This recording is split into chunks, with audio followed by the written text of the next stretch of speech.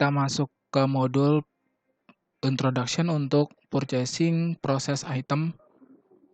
Jadi di sini kita akan membahas mengenai prosedur pembelian purchasing untuk tipe item.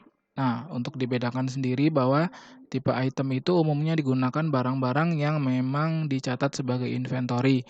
Sedangkan untuk barang-barang non-inventory seperti jasa, seperti pembelian kertas atau pembelian alat-alat yang memang tujuannya tidak untuk dicatat sebagai barang inventory tapi dicatat sebagai biaya, itu kita sebut sebagai pembelian dengan tipe service. Jadi harus dibedakan antara tipe item dengan tipe service. Seperti itu. Nah, jadi di sini objektifnya harapannya kita bisa mengetahui basic-basic dari step purchasing untuk pembelian barang item, lalu kemudian kita akan coba mempelajari dari step yang mempengaruhi inventory dan accounting-nya itu sendiri. Oke, jadi untuk yang pertama ini kita nanti akan coba terangkan melalui skenario. Kita akan membuat pembelian dari sebuah item, lalu kita akan mengikuti 4 flow prosedur proses yaitu purchase order, good receipt PO, AP invoice, dan outgoing payment. Nah, untuk yang pertama di sini kita melihat bahwa terjadi kekurangan stok dari unit printer. Atas kekurangan stok tersebut, bagian purchasing kemudian menerbitkan dokumen purchase order untuk melakukan proses pembelian. Dokumen tersebut kemudian dicetak lalu kemudian diberikan kepada vendor sebagai bukti pemesanan barang.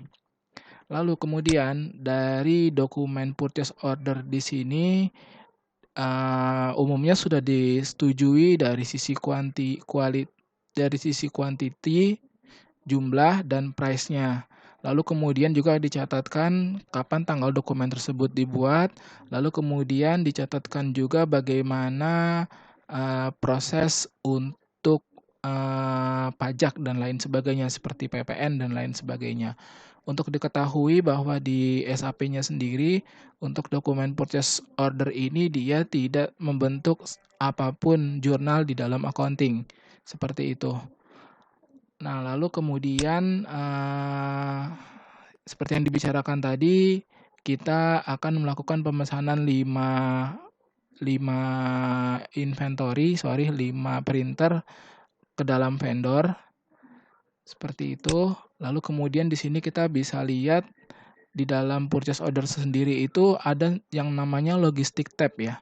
Logistic tab itu dibagi menjadi 2 yaitu ship to address dan pay to address.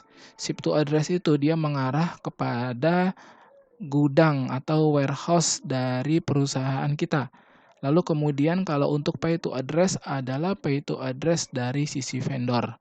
Seperti itu. Ini fungsinya nanti untuk cetakan business form yang akan otomatis menginformasikan kemana ship to address ataupun pay to address-nya. Nah, lalu kemudian dari dokumen purchase order, kemudian kita membuat dokumen GRPO tadi. GRPO-nya itu kita bisa ambil berdasarkan dokumen purchase order yang sudah kita buat. Yang perlu dilakukan adalah ketika membuat dokumen GRPO adalah vendornya itu harus sama dengan dokumen PO. Jadi pertama kali yang diisi adalah kesamaan dari vendor. Seperti itu. Lalu kemudian untuk di GRPO-nya sendiri itu nanti akan membentuk dokumen atau membentuk transaksi pada inventory dan accounting transaction. Nah, lalu kemudian kita masuk ke dalam logic dari copy from dan copy to. Jadi di dalam dokumen GRPO itu kita bisa mengambil copy from atau data-data dari purchase order, begitu juga sebaliknya. Kita bisa juga mengambil data dari good receipt PO. Untuk membuat good receipt PO itu kita bisa membuka dari dokumen good receipt PO, atau untuk membuat good receipt PO juga kita bisa membuka dokumennya itu membuatnya berdasarkan dokumen purchase order gitu. Jadi dia saling bisa mengkaitkan satu dengan lainnya, copy from dengan copy to. Nah, lalu kemudian kita lihat lagi di sini. Di sini pengaruhnya terhadap stok, di mana ketika kita purchase order itu muncul stok pada order. Lalu kemudian ketika dokumen itu sudah diterima, dia akan mengurangi order, lalu kemudian masuk ke dalam stok inventory.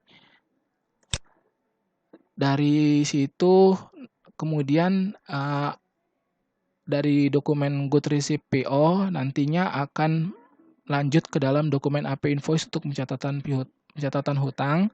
Nah, AP invoice ini akan menjadi trigger untuk pembayaran ke vendor. Jadi untuk proses pembayarannya sendiri itu dilakukan setelah membuat AP invoice.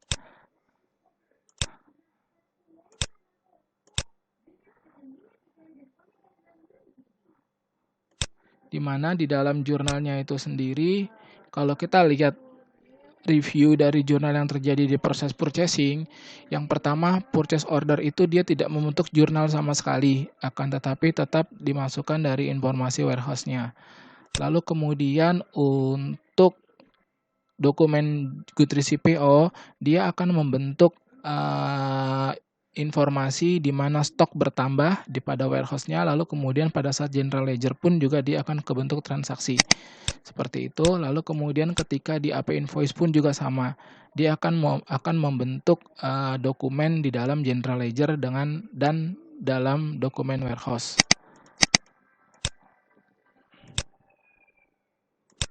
Oke, baik. Jika ada pertanyaan bisa diinformasikan ke kami.